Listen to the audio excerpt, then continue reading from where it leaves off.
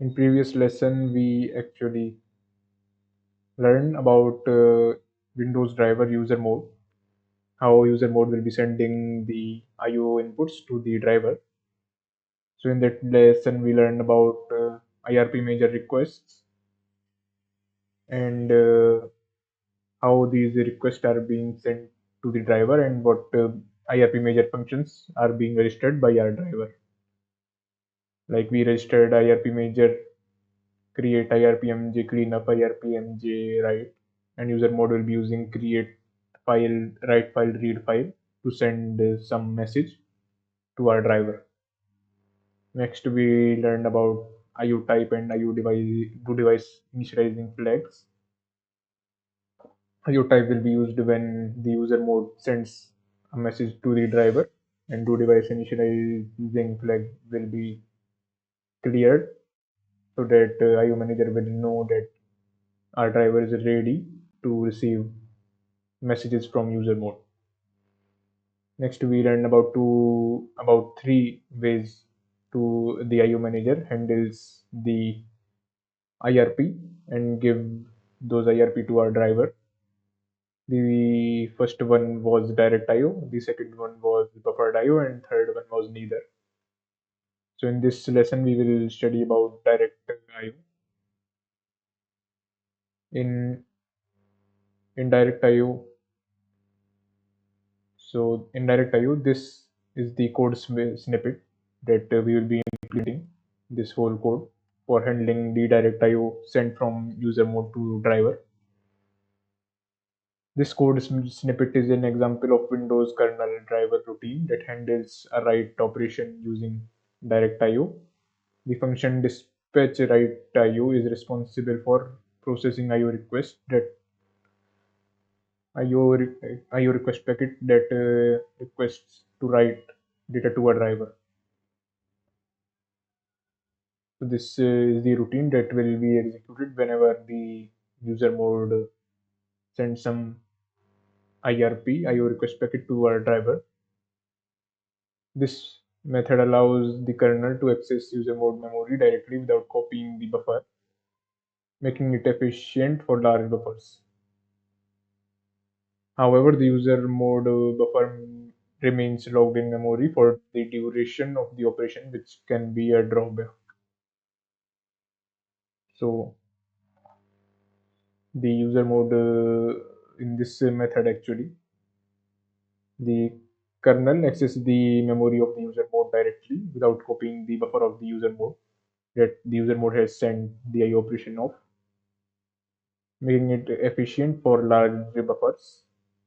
However, user mode buffer remains logged in the memory for the duration of operation, which can be a drawback. So whenever an IO comes from the user mode to driver in do direct IO, the kernel mode or driver will directly access the user mode buffer, and the user mode buffer during the duration of the operation will remain locked in the memory. So that is a drawback, but it is helpful in uh, in uh, in handling large buffers, as it does not require any copying of the buffer from user mode to kernel driver.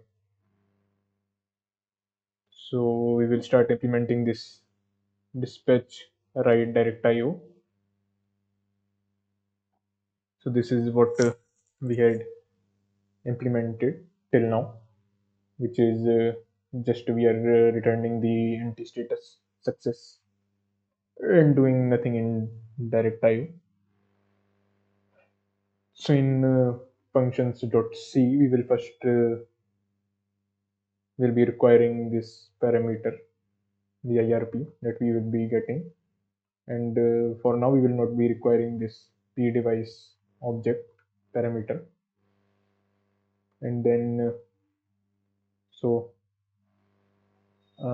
before writing the actual logic, first we will declare some variables required for handling direct IOs. So first one will be PIO stack location, PIO stack I rp equals to null. The second one will be pchar p write data buffer, pchar p write data buffer.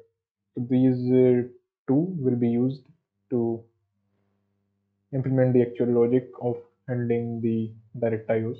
The first variable will be used to get the current stack location of the IRP, and the second buffer stores the pointer to the buffer sent by user mode.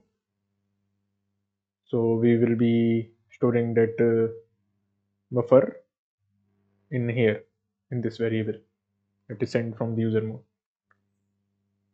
Now the first function that we use to handle this direct IO will be IO get current IRP stack location. So in this variable, we will be storing the current stack location of our IRP. IO get current stack location of our IRP. So PIRP it is PIRP.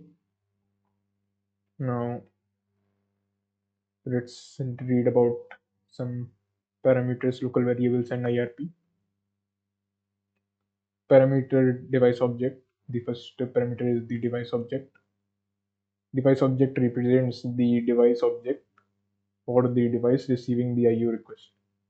A single driver might manage multiple device object even though we have created only one. So device object represents the device object or the device receiving IO request. A single driver might manage multiple device object even though we have only created one. So one device object we have created, but multiple can be created for a particular driver, which we already know. And device object represents the device object for the device receiving the IO. So this is what it represents. And IRP. IRP represents the IO request packet that contains all the information about the IO operation. So this IRP, it represents the IO request packet that contains all the information about IO operation. So whatever the IO operation the user mode has sent, it will be stored in this variable. And this variable contains the information about the device which is receiving the IO.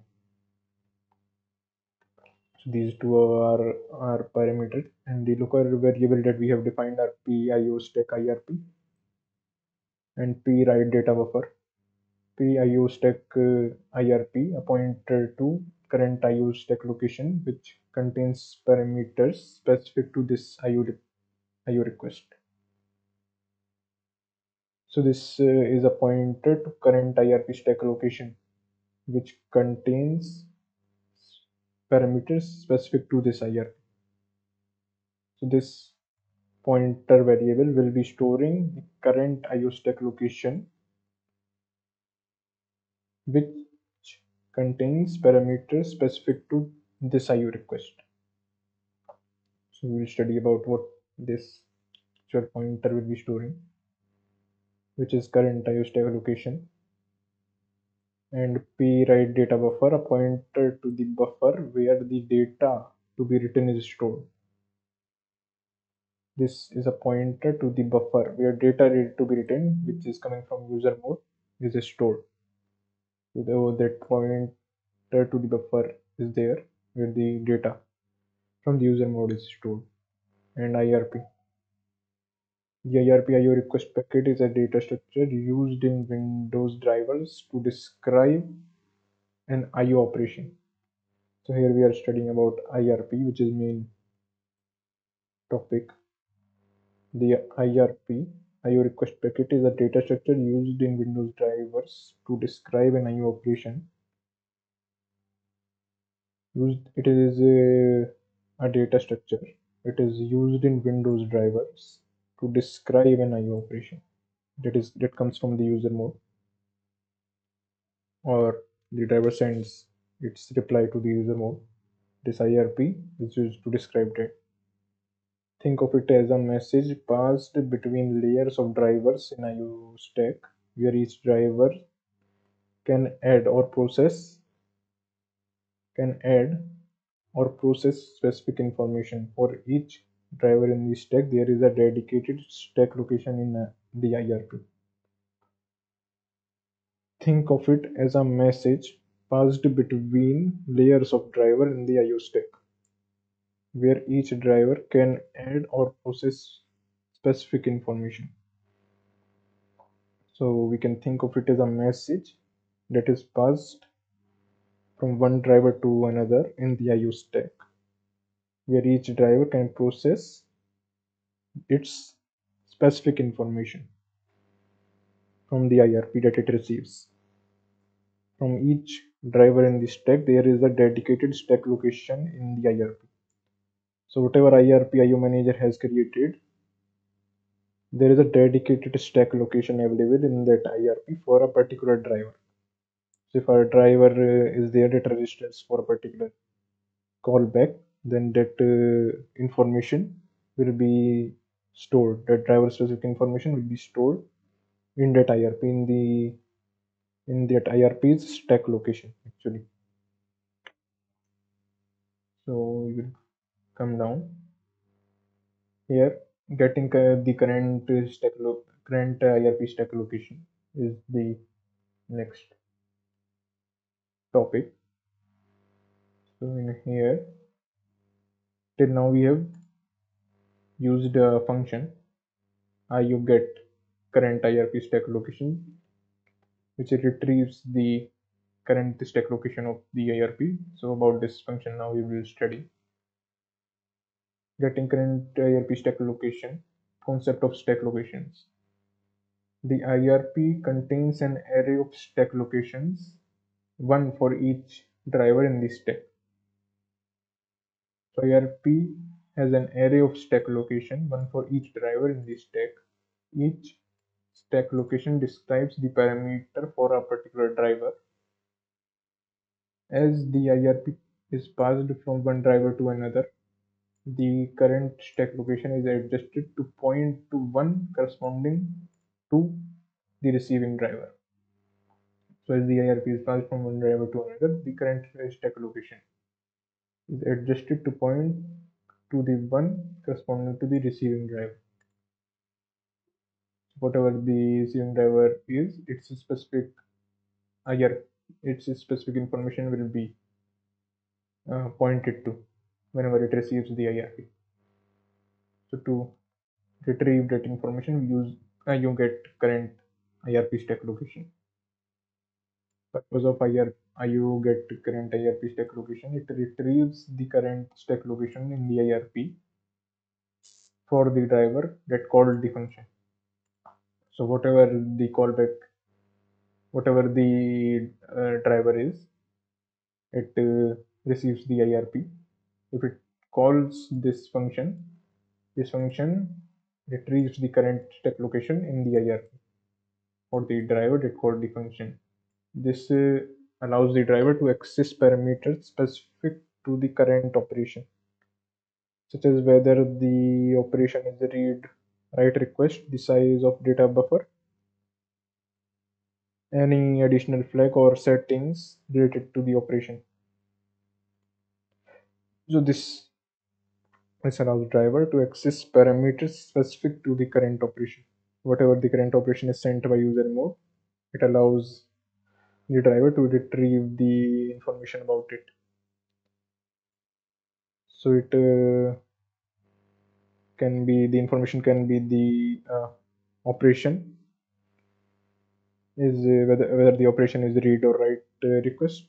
The driver can retrieve that information, the size of the data buffer sent from the user mode to the driver, and any additional flag or settings relevant to that operation. Using this function, we can retrieve that specific information related to the IRP for that particular driver.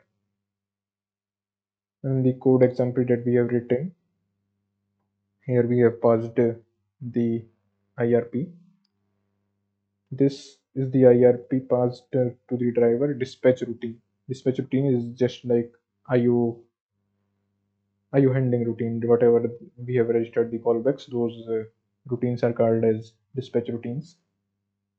And PIO stack IRP, this will point to the current stack location for the device, for the driver. Now whenever this gets executed, this will store the current stack location for the driver, for that particular IRP, and will store all the information associated with that particular IRP for the driver. Now, analogy: imagine you are filling out a form that passes through several departments, and each department fills out its own section of the form. The IRP is like that, and each department driver has its own section, stack location, where it provides details about its part of the process. So we can imagine that there are several departments, and we are filling out a form, and each that form goes from department to department, and that department we can assume as a driver, and that department fills out its own section, stack location, where it provides details about its part of the process. So it does its parts of the process on the IRP and passes down to the next department or driver in the stack. Calling IO get current IRP stack location is like saying give me the section of the form relevant to my department. So this calling is similar, like giving the section of the form relevant to my department. Section of the form means section of the IRP relevant to my driver. So this allows you to read and process only the information you need for your operation. So this allows the driver to process only the information that it needs for its operation. Usage in code. In our specific implementation, we need to retrieve parameters related to the write request. These parameters are stored in IO stack location structure, which looks like this.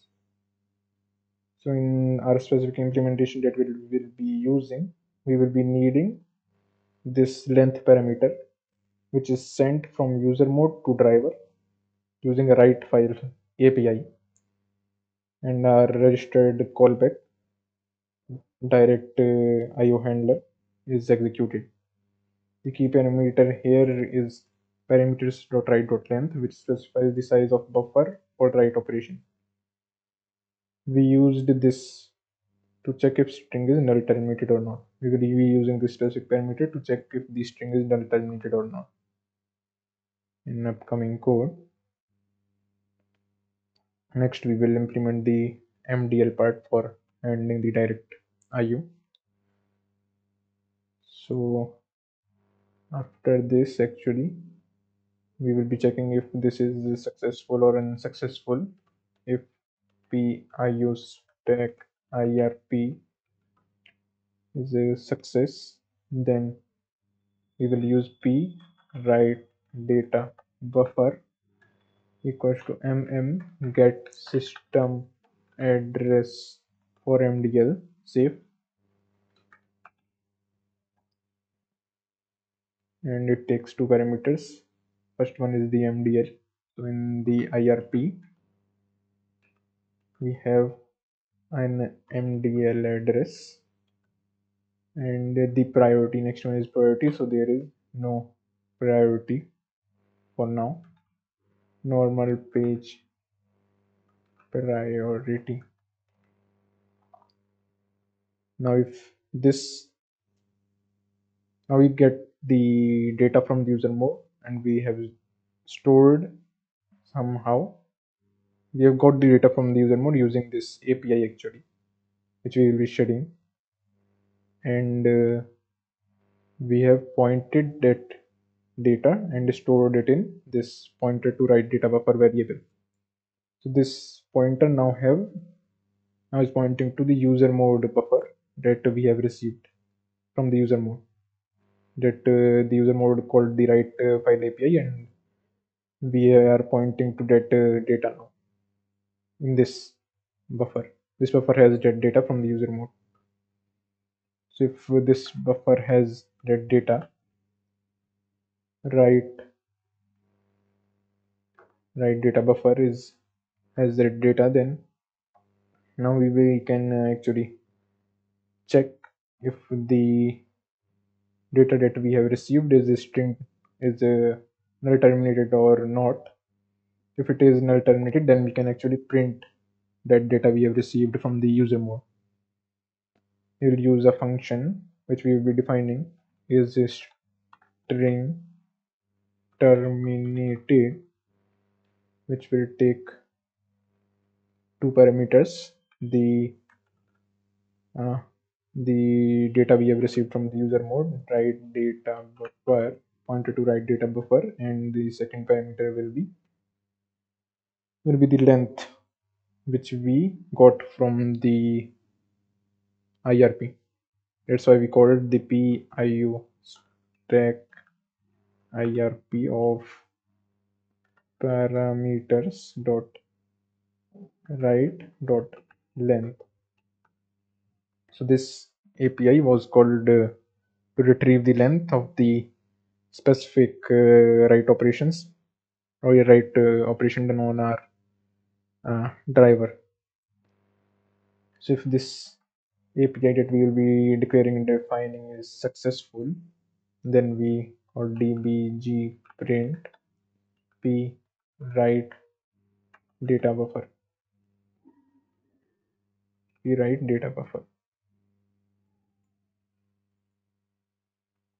So if this API is successful, now we'll be doing this. So first we have to declare this API in header file. We will go to header file and declare it in here. It will be a boolean type. Boolean is string terminated p char p string and u int ui length.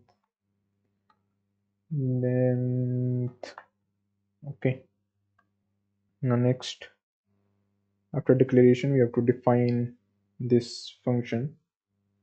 So in the functions.c, we will go below and define boolean is string terminated p char p string u int ui length.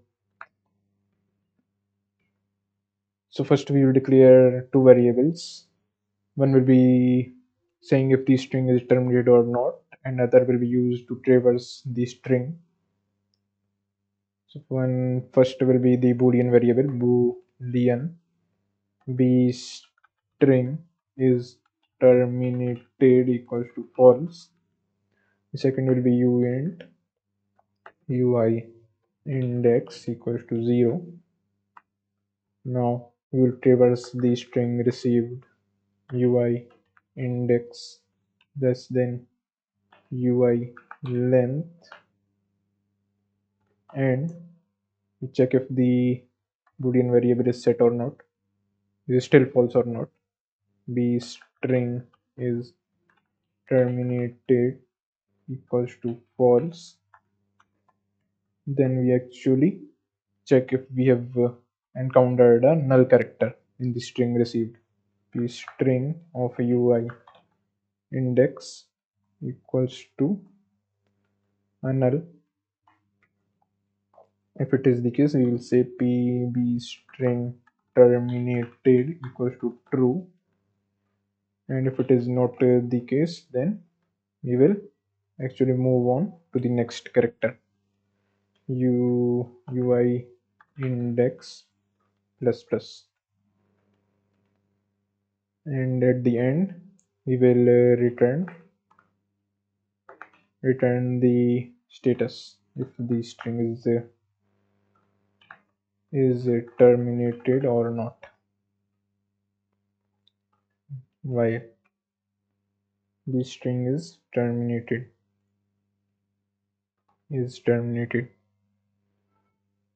So that's the implementation of this.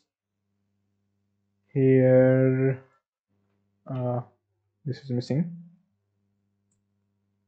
So now we have got the MDL address and stored the data received from the user mode, and now we are printing that data received from the user mode in the driver. Now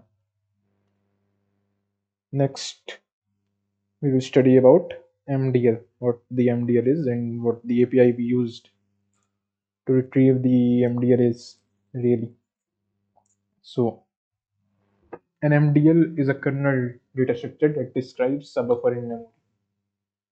In direct IO, instead of copying the user mode buffer, it describes the is a kernel mode data structure that describes a buffer in memory. So it gives information about a buffer in memory. In direct IO, instead of copying the user mode buffer into kernel space, the OS locks user mode buffer in memory and uses an MDL to describe the virtual address of the user mode buffer. The corresponding physical page is in memory. So in direct IO, what happens is the kernel space does not actually copy the whole buffer to the kernel space, but it locks the user space buffer in the memory and uses MDL to describe the buffer by virtual address of the user mode buffer and corresponding physical page in the memory. The MDL allows the kernel to access the user mode buffer efficiently without copying it. So this data structure allows the kernel driver to access the user mode buffer without actually copying it. Now getting the system address for MDL. The problem. In kernel mode the driver cannot directly access virtual addresses of the user mode. So why is it? Process context dependency. Virtual addresses in user mode are process specific. The buffer's virtual address belongs to user mode process that initiated the IO. If the kernel thread switches to a different process context, the driver the drivers the driver cannot reliably use the user mode address. So virtual address in user mode are process specific. The buffer's the buffer's virtual address belongs to user mode process that initiated the IO operation. That buffer belongs to the user mode virtual address. It initiated the IO operation. If the kernel thread switches to a different process context, the driver cannot reliably use the user mode buffer. So if the thread in the kernel mode switches to a different process context that it was initially accessing the user mode from, then the driver cannot actually reliably use that user mode address that it got. Now we study about the API mmget system address for MDL save. It maps the user mode buffer described by the MDL into the system address space. So it maps the user mode buffer that we got into the system address space, which is kernel mode virtual address space. So there are two address spaces, user mode virtual address space and kernel mode virtual address space. Now using this API, we are mapping the user mode virtual address space into the kernel mode virtual address space. We are mapping the user mode buffer into system address space using this API. This creates a valid kernel virtual address that the driver can use to safely access user mode buffer, even if the thread switches process contexts. Now this API actually creates a valid kernel virtual address space that the driver can actually use to access the user mode buffer. So this API creates a kernel virtual address space for the user mode buffer that the driver has received. So even if the process switches the even if the thread switches the process context. Code example: pwrite data buffer get system address forward MDL safe. So now we will study about the parameters used and what this will store actually. IRP MDL get address. This is the MDL address provided by the IO manager. So this address is the MDL address that is provided by IO manager for the user mode buffer. It describes the memory pages used by user mode buffer. So it actually describes this MDL address describes the memory pages used by memory buffer by the user mode buffer. And this API get system address for MDL safe converts the MDL into system virtual address. So it converts the MDL address that the user mode and the IRP has into a system virtual address kernel virtual address. This API converts. The driver can safely use this system virtual address to access the buffer. Now the driver can use this system virtual address to access the buffer. Normal page priority. This is a priority label to ensure that mapping the address does not cause critical system performance issues. It prevents excessive use of resources. So this is a priority label that actually is for system performance issues, so that the it is actually a system boost, but we have not done any system boost. The thread boost, we have not done any thread boost because it is now we have set for now the normal page priority. We'll study about this in upcoming things. Why is why is this needed in direct IO? So in direct IO, the user mode buffer is not copied into kernel memory. Instead, it is locked in memory and described using MDL.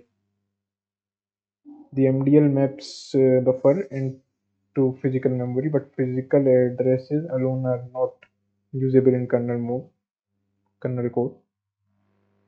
MDL maps the buffer into physical memory, but physical addresses are not usable in kernel code. Get system address for MDL safe creates a kernel mode virtual address that allows the driver to access the buffer directly. Now the analogy we can use to understand the exact API. Imagine you are given a map of a building, the MDL, but need to walk into the building, access the data.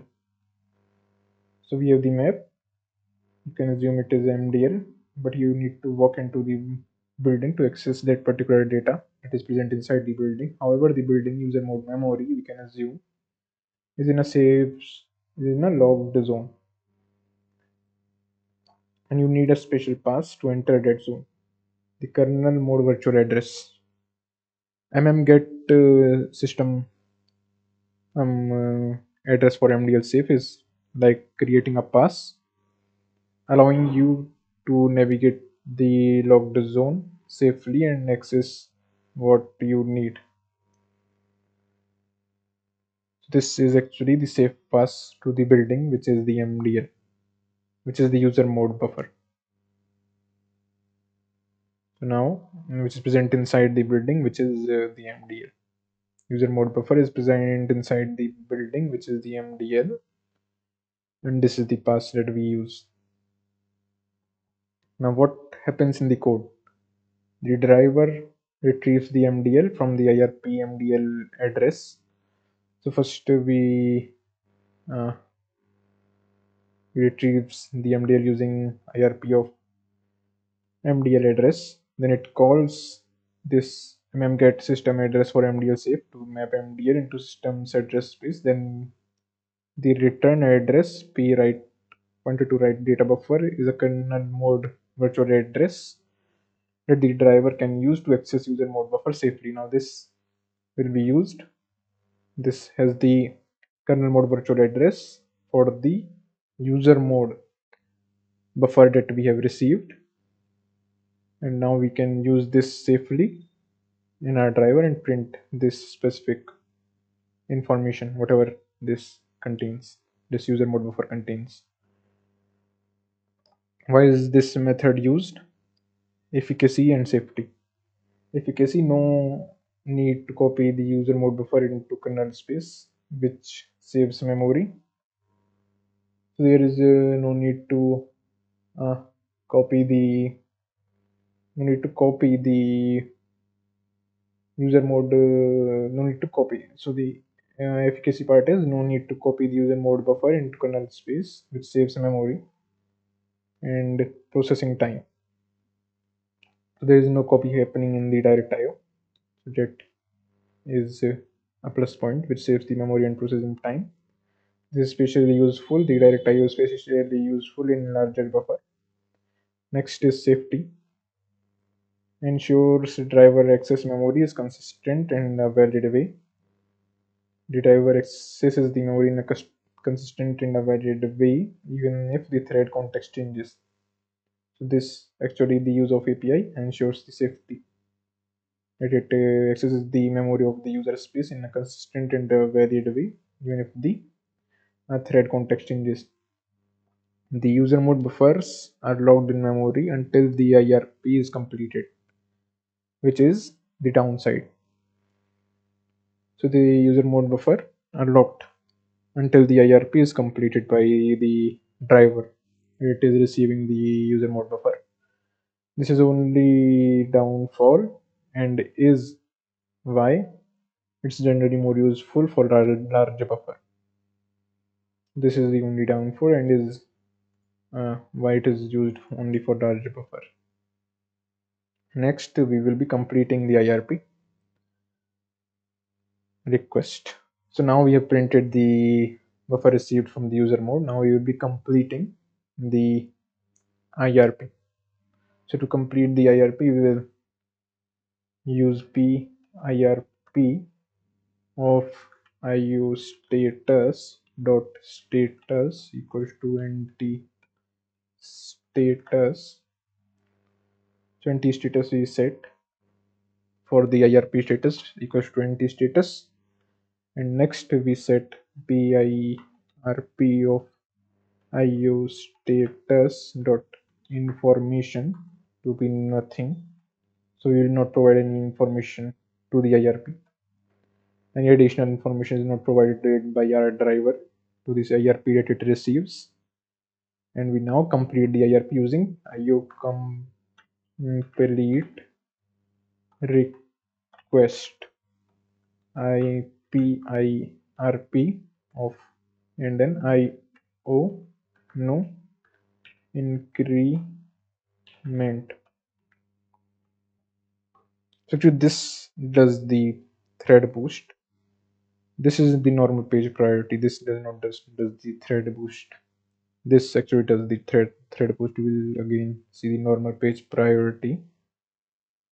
Normal page priority. This is a priority label to ensure that mapping the address does not cause critical system performance. So this flag ensures that it does not cause critical system performance issues when mapping is happening. It prevents excessive use of resources. So this is a different flag, and this is a different flag, which is used when completing the IRP, which is actually doing the thread boost. For now, we are not actually doing any thread boost. Now we will study about completing the IRP. So completing the IRP, the driver must explicitly call IO complete request to indicate that it has finished processing the IRP. The IO manager sometimes completes the IRP automatically if the driver doesn't, but it's considered a good practice for driver to handle IRP completion explicitly. So IO manager sometimes automatically does the IRP completion for the driver. It is considered a good practice to be done from the driver's end. The driver must call the API IO complete request to indicate that it has finished processing the IRP. Setting IO status, we set the IO status. To status we set before IO complete request. The driver updates IO status field of the IRP to indicate the result of the operation. Status holds the anti-status value that indicates success or failure. So it holds the IRP. The IRP, whatever the driver receives, it updates its status in the status field. So it holds that value, whether the IRP processing was a success or a failure. And information provides additional data such as number of bytes read or written. So it in the IRP field, information provides how many number of bytes. We can provide such information like how many number of bytes were read, how many number of bytes were written. So that information can be provided in this information field for IO status inside IRP. So this sets operation status and it sets specific information, no information set for now by us. Calling IO complete request. This function is invoked with two parameters. The IRP pointer. So this function we invoked IO complete request to complete the processing of the IRP by our driver. The function is invoked with two parameters. The IRP pointer represents the IO request being completed. So this is the IRP that we received. And priority boost, a value that influences the scheduling of the thread, indicating that initiated the IRP. So this priority boost, a value that influences the scheduling priority of the thread that initiated the IRP. This is the priority boost. But now, no priority boost was given to us. Was given by us. Uh, the second parameter is IO complete request. Is priority boost. It signals the scheduler to potentially prioritize the thread that initiated the IO request, ensuring fast responsiveness when the thread resumes. For example, if a thread was waiting on a time-sensitive operation like network request, a boost can reduce latency when the thread is ready to execute again. So the thread, the send parameter actually gives the priority boost to the thread that initiated the IO request. So for example, if a thread was waiting for a time-sensitive operation like network request, boost can reduce the latency when the thread is ready to execute again. For now, we haven't provided any boost to that thread that initiated the IRP. We can provide, however, no boost default variable, default behavior, and higher value, greater priority boost to the waiting thread. So this higher value of this actually says the greater priority. Let's go to definition if we can find anything. Yeah, there are some priority boosts being defined. I think we can use them whenever necessary. No increment, event increment, priority increment, priority increment when no IO is done. So this is something to study about. Returning the status at the end of the day, we return the empty status after processing the IRP received by the dispatch callback, dispatch direct IO callback. So after completion of IRP, the driver returns empty status code to the caller. So empty status code is returned to the caller after processing the IRP by the driver. So in here we learned about dispatch write direct IO, where we directly copy the user mode buffer, where we actually don't actually copy anything. We actually point to the user mode buffer using the this API, and we actually don't copy anything. We actually use the user mode buffer itself and get the current location of the study. We use this API to get the current IRP stack location, to get what is the length actually of the user mode buffer that the driver is receiving. So essentially in direct IO, we actually just we actually don't actually copy the user mode buffer. We actually point to the user mode buffer directly using an API, using this API, get system address or MDLC. So that's the whole thing about